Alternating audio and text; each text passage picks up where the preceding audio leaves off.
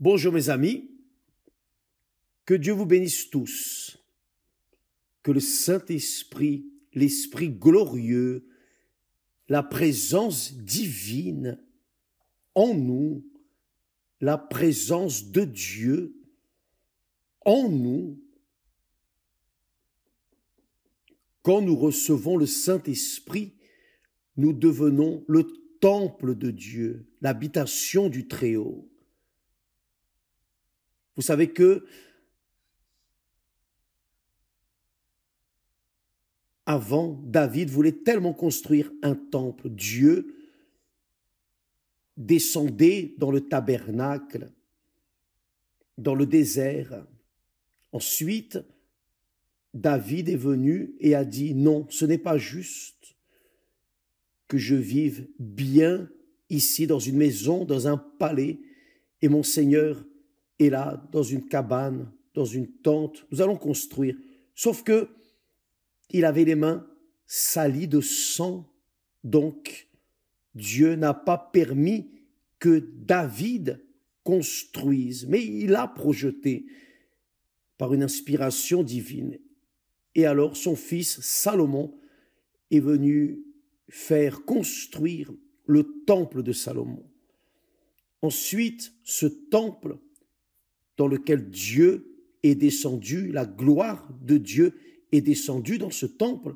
Ensuite, comme le peuple s'est corrompu, le peuple de Dieu, le peuple d'Israël s'est corrompu, alors Dieu est resté en colère et il a permis que ce temple soit détruit. Et tous ces objets, toutes ces richesses ont été emmenés à Babylone. Mais Dieu a eu miséricorde. 70 ans après, il a permis que son peuple revienne en Israël. Et est venue la reconstruction du temple construit par Hérode. Hérode a construit le temple qui n'avait plus le même éclat que le premier. Hérode a reconstruit le temple et le Seigneur Jésus a honoré ce temple, même construit par Hérode. Vous rappelez que les disciples ont dit, Seigneur, vois, regarde ces pierres, ces merveilles, cette construction. Le Seigneur Jésus a dit, il ne restera pas une pierre sur une pierre. Tout sera détruit.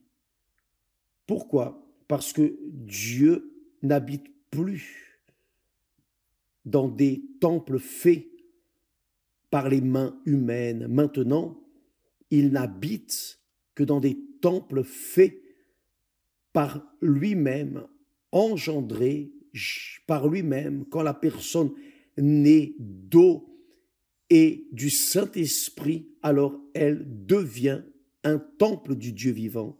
Et là, oui, Dieu se sent heureux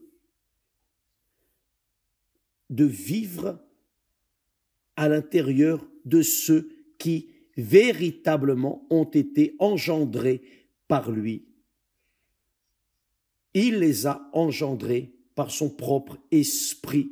Ce n'est pas une création de ses mains, n'a pas été engendré par un homme, par la volonté de l'homme, non, engendré par le Très-Haut lui-même. Alléluia. Je reste très heureux, très joyeux de vous transmettre cela, car ça, c'est la foi que nous avons, que nous cultivons dans le Dieu vivant. Nous avons le temple de Salomon à Sao Paulo, mais c'est juste une réplique de ce temple qui était dans le passé. Mais même ainsi, l'Église du Seigneur Jésus sert comme berceau, je dirais, c'est ce qui fait naître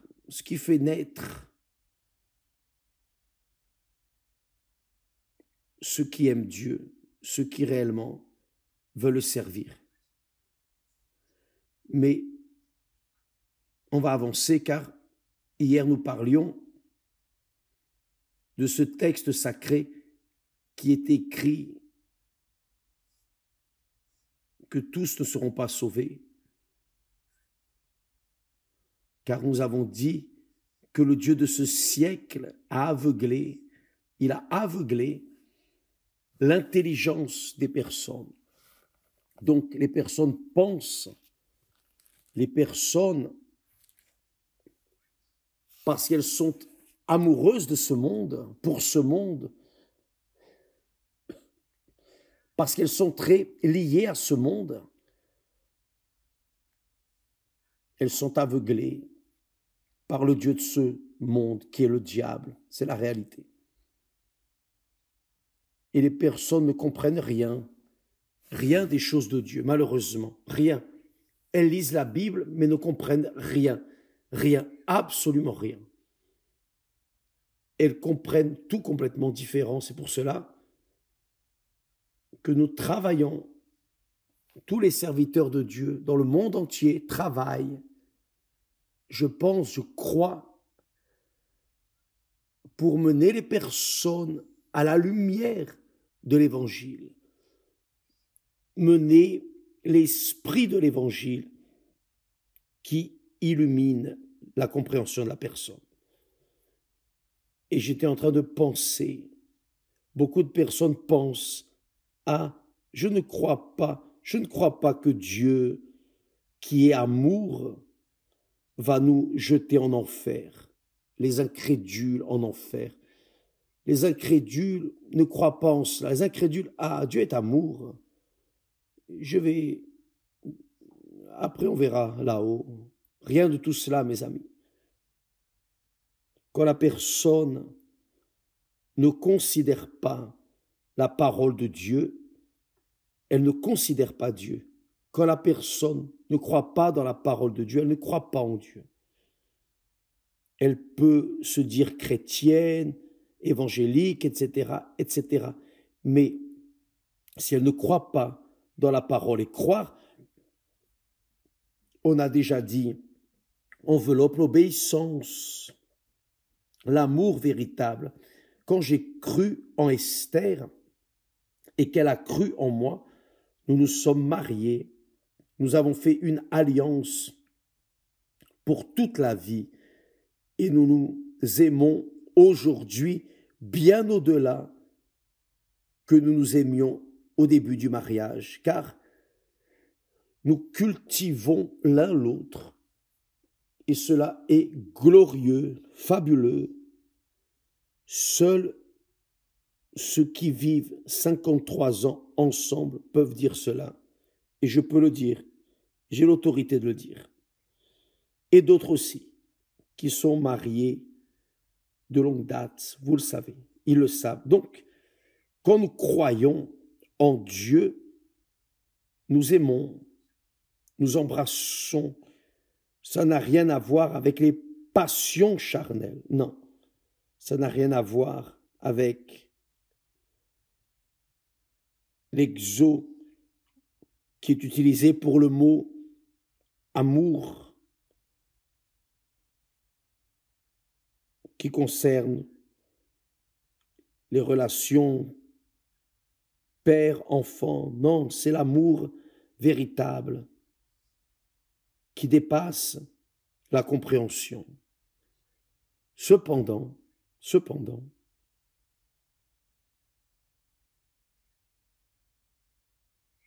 nous devons voir que Dieu est amour. Il est miséricorde, compassion. Il est toujours prêt à pardonner. Dès l'instant où il y a la repentance, peu importe ce que la personne a fait ou non, elle peut ne rien mériter, zéro. Mais si elle se repent, cette repentance est un signe de Dieu qu'elle sera pardonnée. Pourquoi? Car c'est Dieu qui nous donne la repentance. Il nous concède la repentance. Il nous convainc de notre péché et nous donne la repentance. Et alors, il suffit de pratiquer, exécuter cela. c'est notre part. Mais le sujet dont je voulais vous parler aujourd'hui, qui a attiré mon attention, c'est que beaucoup de personnes pensent ainsi: Dieu est amour. Au fond, il va sauver tout le monde. Non, vraiment pas. Je vais vous dire que Dieu aime, Dieu est amour, Dieu aime, il est miséricorde, mais Dieu est aussi. Saviez-vous cela? Dieu est également. Et j'aimerais, après, que vous lisiez le psaume 68, le psaume 78, qui décrit pourquoi Dieu est. Et pas seulement dans le psaume écrit par le prophète Asaph, mais aussi Salomon lui-même, dirigé par le Saint-Esprit, a écrit ce texte.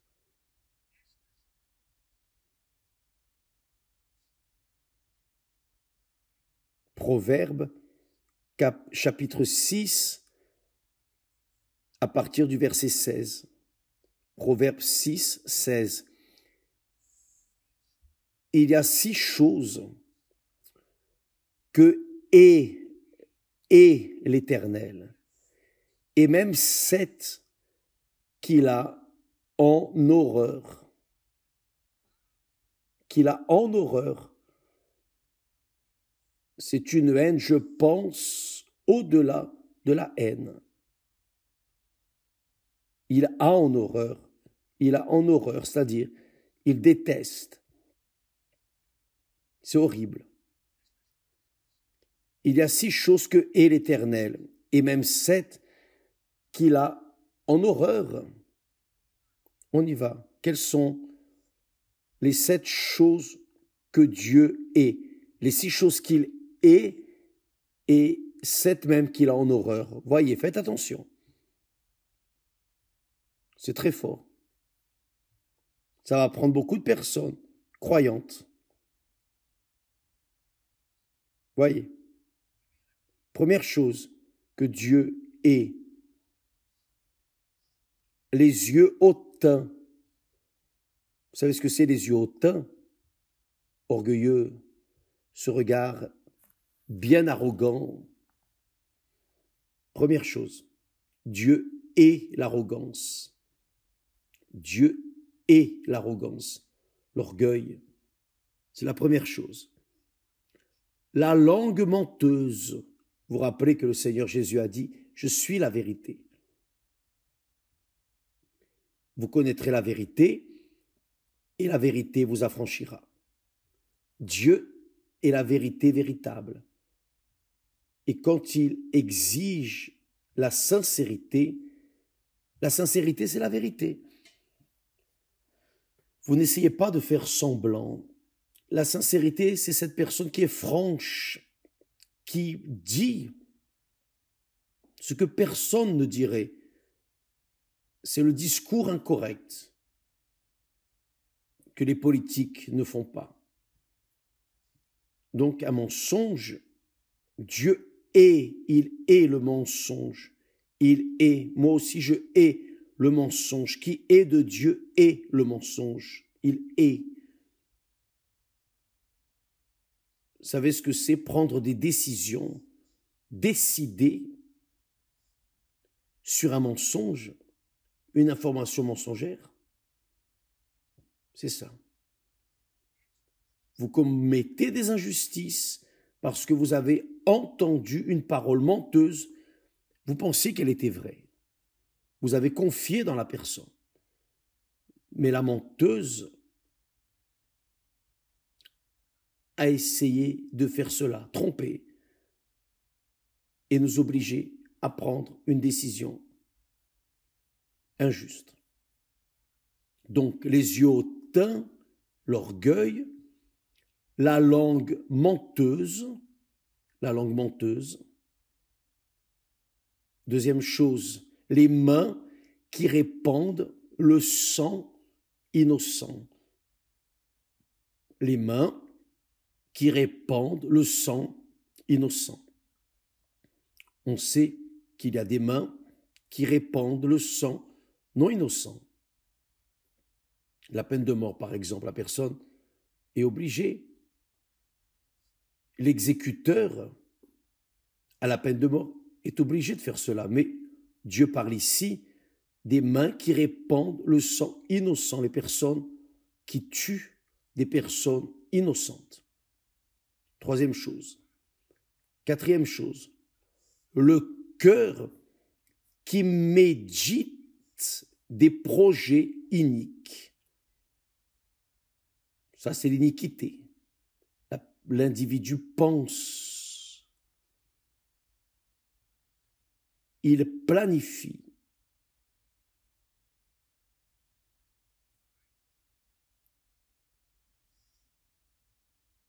il pense comment il va détruire ou faire du mal à quelqu'un.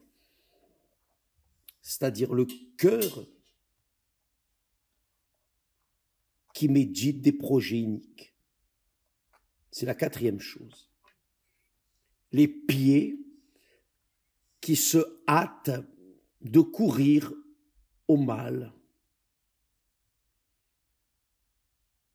La personne court vers le mal pour faire le mal. Faire le mal. C'est la cinquième chose. La sixième chose que Dieu est, c'est le faux témoin qui dit des mensonges. Vous voyez, le mensonge qui entre ici encore. Le faux témoin qui dit des mensonges. Maintenant vient la septième chose que Dieu a en horreur. Celui qui excite des querelles entre frères. Ça sont les croyants, ces croyants.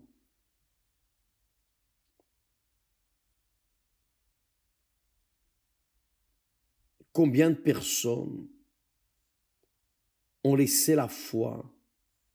Combien de personnes ont abandonné la foi, leur relation intime avec Dieu,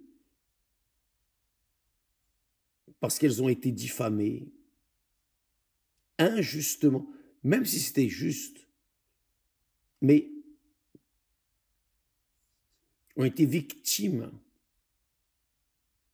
de querelles créées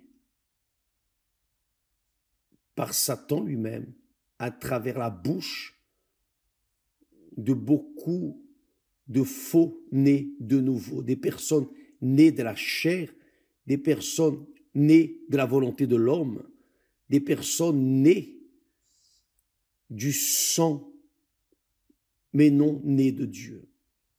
Quand la personne n'est pas née de Dieu, elle est ainsi, elle se fait sœur et commence à susciter des querelles entre les frères. Et à cause de cela, beaucoup de personnes laissent la foi, abandonnent la foi. C'est pour cela que nous avons comme habitude de prendre soin de notre propre foi. Depuis mes 19 ans, quand j'ai embrassé la foi, je ne voulais pas entendre parler de ragots, le pasteur a fait ceci, l'ouvrier a fait cela. Je ne voulais rien savoir des ragots, des querelles. Ma foi est très précieuse. Ma relation avec Dieu était extrêmement importante et je ne pourrais pas laisser mon cœur se souiller à cause de ragots au milieu de l'Église. Cela arrive beaucoup au milieu des églises, car les églises sont des endroits qui se réunissent, où se regroupent des personnes de toutes les couches sociales, des personnes, et elles vont là, logiquement, à la recherche de Dieu. Et beaucoup se convainquent de la parole de Dieu, restent là, mais elles ne se sont pas converties à la parole de Dieu. Et à cause de cela, elles sont là comme de l'ivrés, prêts à suffoquer ceux qui sont blés. Donc, mes amis, Dieu est, il est ceux qui excitent des querelles. Plutôt, il est de manière au-delà de la haine. Il a en horreur, c'est écrit ici. Il a 6 choses que est l'Éternel, et même 7 qu'il a en horreur. Vous pouvez lire cela en Proverbes, chapitre 6, du 16 au 19. Lisez avec attention, méditez sur ces paroles, car ce sont des conseils de Dieu pour ceux qui veulent prendre soin de leur âme, qui veulent blinder leur salut, blinder leur conscience, leur bonne conscience, pour ne venir en aucun cas se laisser entraîner par les ragots des enfants des ténèbres, les enfants du diable qui se mélangent dans notre milieu pour exciter des querelles. Ça, c'est la réalité. Spécialement ces derniers temps, c'est plus facile à travers des emails, à travers les réseaux sociaux. Combien ne sont pas ces mauvais, méchants, pervers, abominables, qui m'envoient des documentaires pour condamner le pasteur tel ou tel ou tel. Alors, je dirais que ces personnes sont des bandits qui veulent exciter des querelles, car ils ont un intérêt à cela.